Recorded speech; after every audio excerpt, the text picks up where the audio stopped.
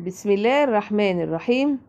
الحمد لله رب العالمين، والصلاة والسلام على رسول الله سيدنا محمد وعلى آله وأصحابه وسلم تسليما كثيرا.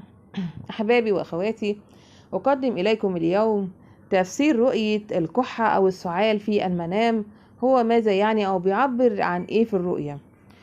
هو بالنسبة للبنت العزباء هو دل على أنها سوف تتعرض للعديد من المشاكل العاطفية، وإذا رأت أنها لا تستطيع التنفس في المنام يعني هي رؤية غير محمودة بتشير لتعرضها لمشكلة كبيرة في حياتها. وإذا رأت البنت العزباء أن السعال مستمر ويرافقه الشعور بألام في صدرها في المنام دل ذلك على كثرة الخلافات في حياتها.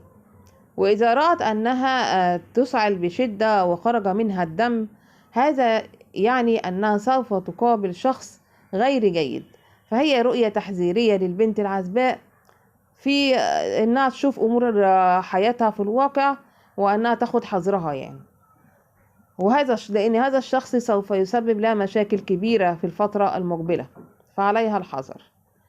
إذا رأت البنت العزباء أنها تتناول الدواء للشفاء من السعال في المنام هذا بيدل على أنها سوف تتخلص من هم كبير وعقوبات في القريب إن شاء الله. رؤية السعال الكحة في المنام للعزباء بيدل على أنها أيضا تعاني من سوء الوضع الأسري والوضع الاجتماعي، يعني بتدل على كثرة الخلافات والمشاكل على النموذج في مجال العمل أيضا. بالنسبة للسيدة المتزوجة إذا رأت أن زوجها يسعل بالدم هذه الرؤية تدل على أنه سوف يصاب بمرض شديد وسوف يطول علاجه. وإذا رأى الرجل في منامه أنه يخرج الدم من فمه يعني أنه سوف يتعرض لخسارة مادية كبيرة ومشاكل في حياته الخاصة. والبنت العزباء إذا رأت أنها تسعل بالدم يدل ذلك على تعرضها لمشاكل وعقوبات.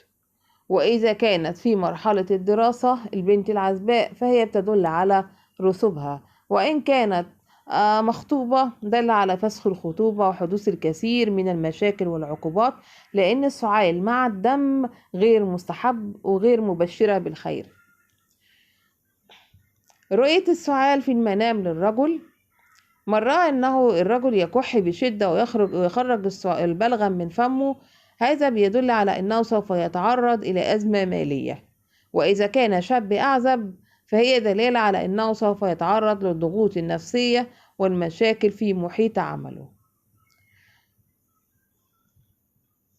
الكحة الشديدة في منام الرجل تدل على أنه سوف يسمع خبر محزن.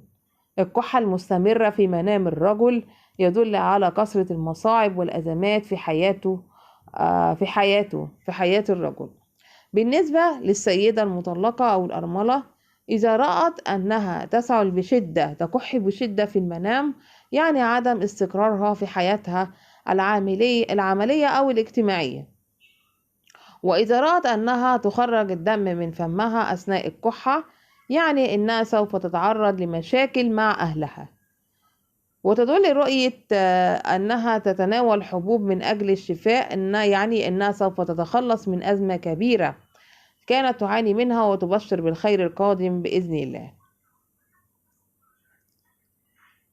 السعال في منام السيدة الحامل إذا رأت في منامها سعالها وكحتها بيدل ذلك على زوال الألم والمتاعب عنها وذهاب الهم، وتشير أيضا الرؤية إلى شفاء وزوال المرض والوجع منها.